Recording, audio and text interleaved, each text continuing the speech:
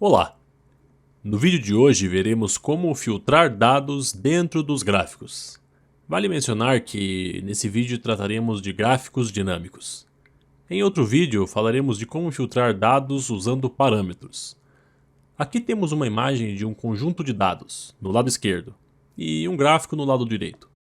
Esse gráfico deve mostrar todos os representantes comerciais e a quantia em dólares que eles venderam. Mas, como podemos ver à esquerda, há muitos nomes e muitas quantias em dólares, enquanto que do lado direito vemos apenas 2 nomes e 2 quantias em dólares. O que ocorre é que esses são dados filtrados. O filtro que seria colocado nesse gráfico também pode ser visto olhando para o título que diz Vendas da Matriz, representada por HQ, acima de 500 mil dólares por representante. Olhando para os dados, vemos que o gráfico não inclui a região norte, não inclui a região sul, está filtrando somente a matriz. De maneira similar, de todas as vendas, somente as acima de 500 mil dólares estão inclusas. Assim, o cruzamento desses filtros resulta em apenas 2 registros. E o número de nomes será adicionado e removido automaticamente do gráfico conforme mais ou menos pessoas venham para a matriz e mais ou menos pessoas atinjam ou não a casa dos $500 mil em vendas. E esse é basicamente o propósito dos filtros. São usados tanto para evitar que dados sejam mostrados, quanto para identificar dados específicos para serem mostrados nos gráficos. Os gráficos podem usar filtros numéricos, de texto ou de data, e é possível inserir inúmeros filtros em um gráfico, além de que podem ser aplicados a qualquer tipo de gráfico presente no iDashboards. Quando falamos nas condições dos filtros, similar ao que está descrito na documentação, esse é um exemplo dos variados operadores que podemos usar nos filtros. Na imagem que vimos anteriormente, o filtro na matriz deve ter usado algo como a filial é igual à matriz, e a quantia em dólares é maior ou igual a 500 mil. Então é assim que reconhecemos qual o critério de filtragem. Em seguida, tenho aqui um conjunto de dados. E esse é um exemplo de um conjunto com mais ou menos 7.000 registros. Aqui temos os números de pedido, aprovados ou não, nomes de gerentes e quantias em dólares. Nesse exemplo, o que ocorre é que existe um grande número de registros nulos. Independente do motivo, muitas bases de dados possuem registros em branco e valores nulos. E valores que você não vai querer voltar atrás e deletar dos registros, mas que você muitas vezes prefere que sejam filtrados no gráfico. E aqui vai um exemplo ao vivo, pois já tenho um gráfico criado aqui no canto superior esquerdo e podemos ver que há um campo nulo bem aqui, que marca mais de 3 milhões de dólares. O que eu vou fazer é abrir esse mesmo gráfico no quadro de baixo, criando uma cópia exata, e então vamos editá-lo, abrindo o Designer de Gráficos, voltando alguns passos até o conjunto de dados, e então é nessa seção que identificamos os filtros. Os filtros podem ser aplicados quando o gráfico está sendo originalmente criado, ou também editando qualquer gráfico dinâmico e adicionando um filtro, usando esse método que vamos ver agora. Para inserir um filtro, clicamos no botão de adicionar e nessa área, selecionamos a coluna que vamos usar para ajudar a filtrar os dados. Nesse caso, vamos definir que o gerente deve ser diferente de. Então eu poderia digitar o valor que preciso aqui, caso soubesse o nome exato. E existem outras opções para o filtrar nulos, mas seremos mais genéricos nesse exemplo. Então podemos clicar nessa lista para ver os valores disponíveis. Quando escolhemos um valor, todos os valores únicos da coluna selecionada são mostrados. E o que estamos buscando é esse valor nulo aqui. Então aqui está o nulo, com a sintaxe apropriada, que deve ser dentro de aspas simples. Uma vez adicionado o filtro, podemos avançar de volta pelas etapas de criação e já podemos ver na pré-visualização que o campo nulo já não está mais no gráfico. Vamos salvar e fechar esse gráfico, e aqui está a diferença entre o gráfico de cima e o de baixo que está com o filtro dos valores nulos. No próximo exemplo, farei uma demonstração nesse gráfico de velocímetro, que possui 4 trimestres com dados.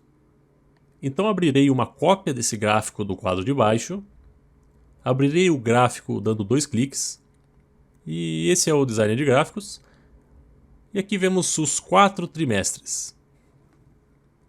Podemos clicar e visualizar os dados. Aqui está o conjunto de dados. É apenas um conjunto pequeno. E voltando nos filtros, vou adicionar um filtro onde o total de pedidos deve ser maior ou igual a 50. De volta à pré-visualização, podemos ver que isso removeu diversos pontos de dados, pois agora só restou o Q3 e o Q4, que são o terceiro e quarto trimestres. Agora vamos para o modo de visualização. O que podemos ver aqui é que a interação inteligente ainda vai existir entre Q3 e Q4 para os gráficos semelhantes, pois os pontos de dados são semelhantes. Mas quando vamos para Q2 ou Q1, não há mais pontos semelhantes. Então não há interação entre os dois gráficos nesses pontos. Então esse é um exemplo de interação inteligente parcial. A próxima coisa que vou mostrar é algo chamado macro. E a forma mais fácil de chegar a esta página é indo até o seu link do iDashboards, tendo que talvez apagar a seção final dele, e digitar macrotest.jsp. Aqui nesse caso, eu tenho a página de instalação local do iDashboards no meu computador. O link vai te levar para uma página parecida com essa. E o que temos aqui são métodos de calcular, por exemplo, registros de data e hora. E nesse momento, por exemplo, ele já sabe o registro. Esse vídeo está sendo gravado em 23 de novembro, próximo às 21 horas. E aqui podemos ver que ele capturou o registro exato de data e hora com o macro TS, que é de timestamp. Também existe o macro DS, que registra somente a data. E existem essas variações como DS-80, DS-90. Clicando em DS-90, temos um exemplo de o que seria 90 dias antes da data atual, ou seja, 90 dias antes da data de gravação desse vídeo, que seria em 25 de agosto de 2020. E então é isso que usaremos nesse último exemplo do canto direito. Aqui temos um gráfico de tendência, com informações acumuladas do ano, com todos os números desse ano até o mês atual. Como foi feito nos outros, abriremos uma cópia desse gráfico, e agora vamos editar o gráfico de baixo, vamos voltar até os filtros e adicionar um filtro onde queremos que o mês seja maior ou igual a. E perceba que se clicarmos em valores e selecionarmos uma dessas opções aqui, isso seria um filtro estático. Os filtros colocados nos dois primeiros gráficos também eram filtros estáticos. Teve o valor estático nulo e também o valor estático 50. E se escolhermos uma dessas datas, seria um valor estático nessa data. O que significaria que, conforme esse gráfico for visualizado ano após ano futuramente, ele mostraria tudo a partir de qualquer data selecionada pelo usuário até aquele momento.